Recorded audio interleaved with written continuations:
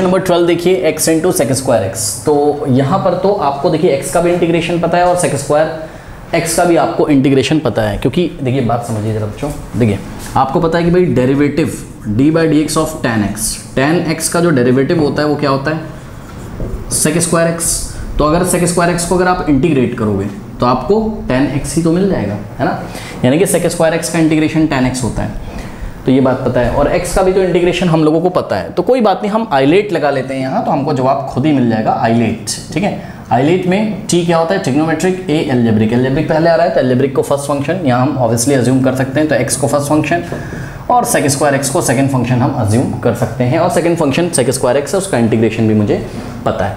चलो करते हैं। तो ये सपोज इस क्वेश्चन को हमने आई के इक्वल लेट किया, तो I is equal to integration by parts लगाओ। क्या होता है, first function into integration of second function, okay, minus whole integral of d by d x of first function, ठीक है, into integration of second function, और इस पूरे का जो भी आंसर आएगा उसका इंटीग्रेशन। तो ये हो जाएगा i is equals to x into, अब देखो ये integral of sec square x कितना है, टेन एक्स है, तो x इंटू टेन एक्स हो गया यहाँ, माइनस इंटीग्रल ऑफ, ध्यान दें D by D x of x one होता है, उसको मैं नहीं लिखूंगा।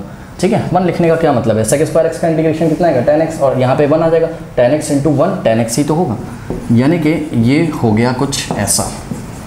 ओके बच्चों, तो देखिए इंटीग्रेशन ऑफ टेन एक्स के बच्चों आपने दो फॉर्मूले पढ़े थे।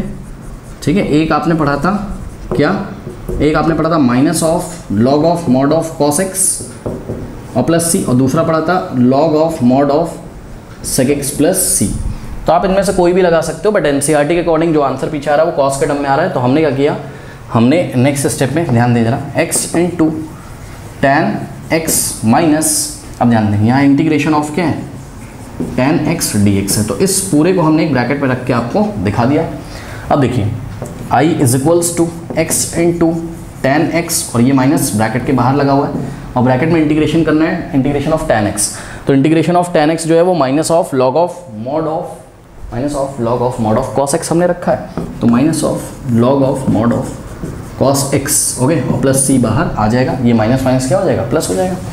भाई चेक करो ना, इसका आंसर अगर नेगेटिव है और ये नेगेटिव है तो माइनस में प्लस ही तो हो जाएगा। तो I is equals to x into tan x और plus log of mod of क्या, कॉस एक्स और प्लस सी।